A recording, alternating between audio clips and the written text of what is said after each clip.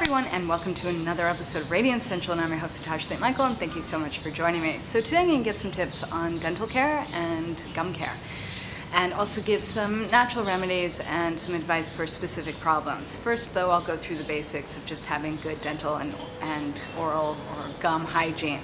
So first thing first, don't overbrush and don't underbrush. Just brush your teeth twice a day. A lot of times when people have issues with their teeth or their gums, they start brushing their teeth all the time. And in fact, it can actually perpetuate the problem, because every time we brush our teeth, and especially if we're doing it a lot, it can be very abrasive and irritate the gums, and then you can have further issues. So just only brush your teeth twice a day, and make sure you are brushing your teeth twice a day. I suggest with a toothbrush to use a soft bristle toothbrush. Again, we don't want to be abrasive on our teeth and gums, and I find if you use a soft bristle brush, it is just much gentler on the mouth, the gums, the teeth, everything. One thing that I can recommend that I love, I adore, is it's a Braun Oral-B electrical toothbrush. I've been using this toothbrush, I'd say, for, I don't know, at least like 15 years. And I swear by it, because the great thing about it is that it gets around the tooth, especially in areas that are hard to get, which with like an ordinary toothbrush it might be a little bit more difficult. It's also great for the gums, massaging the gums. It's just good overall cleaning, and it's great for lazy people that really can't be bothered like getting in there, because it pretty much does everything you need it to do. And the thing is with it is it's not battery operated. It is rechargeable, and if you take really good care of it, it can last forever. Okay, so highly recommended, especially those that have issues with a lot of tartar buildup, issues with cavities, and also gum issues. Super great investment. With toothpaste, I suggest going to a health food store and buying your toothpaste. Don't, like with the brands out there, it's a lot of times they're filled with a lot of chemicals, and just a lot of weird stuff is in the toothpaste. And better off if you go to a health food store. Nowadays there's so many toothpastes on the market that are free of parabens, they're free of sodium lauryl sulfate, and they're free of fluoride. And those are three things that look out for when purchasing a toothpaste. Just because you have to think, like, you're brushing your teeth twice a day. Do you want your mouth full of all sorts of crazy chemicals, or would you rather go for something that's less toxic? It's up to you, but it's something that I suggest making the investment in that. You could also, if you like, you can use soap to brush your teeth. My grandfather, who lived to 103 years old, he had perfect teeth, and he brushed his teeth twice a day with a bar of soap. And that was something that I kind of caught on to earlier on, and I started brushing my teeth with soap. And later on, I moved towards using soap, which is specifically formulated as a soap to brush your teeth. So it doesn't taste as soapy as using a bar of soap. And what I like about it is actually it's less drying. I've tried many different natural bars of soap, and also Dr. Bronner's I've used as a toothpaste. And I found that a lot of times it would dry my mouth out. And you want to avoid having dry mouth to avoid any kind of tooth or mouth or gum issues, pretty much, because if you have a dry mouth, then it's like a breeding ground for more bacteria. So I found that using the soap, it really did help with just not having dry mouth. And I don't find it tastes so soapy, and it has a little bit of essential oils in it as well. So you could choose to get like cinnamon or spearmint or peppermint or whatever. So that's something too to consider. Flossing.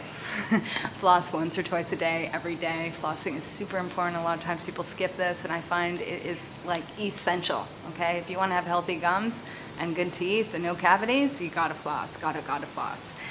With mouthwash, people are always asking me if I recommend a mouthwash. Well, I'm not too into the mouthwash, especially because most of them have alcohol in it, and again, that just dries out your mouth like an hour later. So even though you feel fresh at first, it doesn't help later on. What you could do is use, I would say, like a glass of water with a pinch of sea salt and a drop or two of like peppermint or spearmint essential oil. Mix that up and rinse out your mouth with that. That, I think, is a better option than using an actual mouthwash. Now, on to what to do with different kind of gum or teeth issues. So I guess the first thing I'll start with then is issues with the enamel. Okay, a lot of people have weak enamel, and a lot of times you can tell you have weak enamel is that your teeth hurt after you eat, especially after eating citrus. So If you notice like you eat lemon or orange or grapefruit and your teeth hurt, that means that your enamel is weakening, and I suggest first things first, cut out the citrus fruit. Don't go near it, because pretty much the citric acid is penetrating into the tooth, and that's why it's causing sensitivity.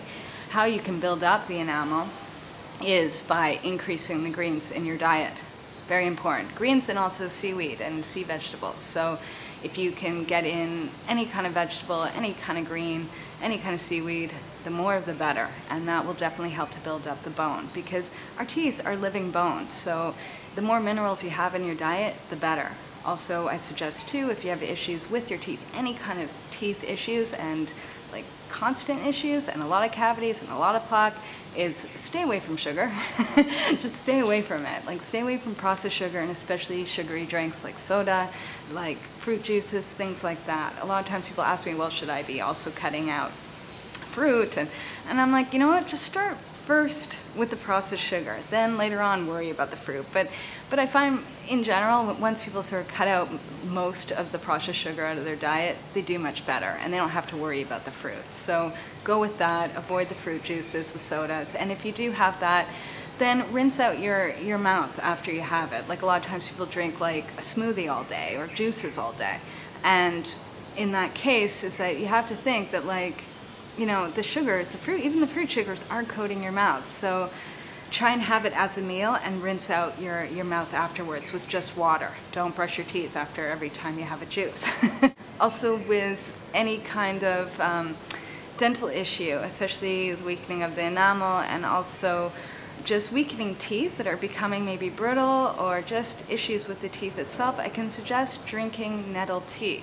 Okay, so you go to the health food store. All health food stores sell dried loose nettle, and it's usually in like sort of like the bulk dry herb section, and just get a bunch of it and make tea every day. Have 1 cup a day. And what's great about nettle is it's full of silica, and silica helps to build up the bone. It helps to build up even your hair, your nails, everything. It's really, really good for building up tissue and bones, so that can help as well. And as well as it's also alkalizing, so that too can help. With issues with the gums, I get a lot of questions on this one. What I can actually recommend is using a Waterpik. This is something too, my grandfather, who lived to 103 years old, used a Waterpik for, I'd say, at least 20 years. And he swore by it. That was one thing that he really loved using, and he used all the way to the end of his life, pretty much. And what a Waterpik is it's pretty much like an appliance or a device that shoots water out, and you just, it's so gentle, but it really helps to massage the gums and also get through between the teeth. And for a lot of people that have gum issues, they swear by it. I hear about that over and over again. So look into getting a Waterpik. Also, with gum issues too, or sore mouth, is I suggest for a while try brushing your teeth with coconut oil.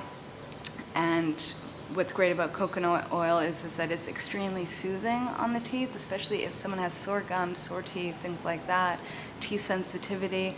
I find that you want to be as gentle as possible, and I find just putting a little bit of coconut oil on a toothbrush and brushing your teeth, and you don't have to do this forever, just maybe for a week or two until the inflammation goes down. This helps a lot. And with issues as well with overgrowth of tartar and plaque and just constant cavities, I suggest getting neem oil. And neem oil is an essential oil, and I will be honest, it smells terrible. It smells like really bad curry. And but it's extremely antibacterial, and so is coconut oil, by the way, so that's why it's good to use to brush your teeth. So with the neem oil, what you do is put like a little drop on your fingers, and then you get your floss, and you're gonna just run the floss right through your fingers, okay, and it has the neem oil on it, so it just lightly coats it, and then floss your teeth. This I found helps a lot with just ensuring you have a clean mouth. It helps with the plaque and the tartar, helps to prevent it. If you have a lot of it building up, then I really suggest definitely going for professional teeth cleaning at least once a year. If someone has like chronic issues with a lot of plaque growing under, especially under their gums, I'd be going twice a year to get your teeth professionally cleaned. Speak to your dentist about it, but it should be done at least once a year to ensure that that everything is getting scraped off, and that your teeth can breathe, and it's not just constantly having that stuff build up, because that's what's causing a lot of the decay. Also, too, people ask me about sodium bicarbonate and food grade hydrogen peroxide for teeth whitening. Okay, so with the sodium bicarbonate or baking soda, always go with aluminum free. Again, we want to be gentle with our teeth, so I only suggest using it maybe once a week. It does help to brighten the teeth, definitely, and remove stains, but I wouldn't be like using that twice a day. I would just use it once a week if you're just using the sodium bicarbonate. Sometimes you can get toothpaste that has it mixed in, and that you can use daily, but if you're like literally putting your toothbrush into the sodium bicarbonate and brushing, just do that once a week, and it will brighten your teeth, definitely. As for the grade hydrogen peroxide, the issue I have with it is that it can erode metal. So if people have any kind of prior fillings, root canals, any kind of metal in their mouth, and they're unsure if it's metal or if it's ceramic or porcelain, speak to your dentist first before using food grade hydrogen peroxide, because you don't want that to erode the metal in your mouth, or else you'll have further issues down the line. So I would say, if you're unsure, stay away from it. Go with either a tooth soap or just a toothpaste from the health food store. Okay, don't risk that one. So those are my tips for today, and what I'll do is I'll put a list of all the things that I recommended on this video on my blog at radiantcentral.com/blog. You can go and look at today's post, and I'll try and find links to where to find some of these things, okay? So I'm wishing you guys a fabulous weekend, and I'll see you next week. Bye.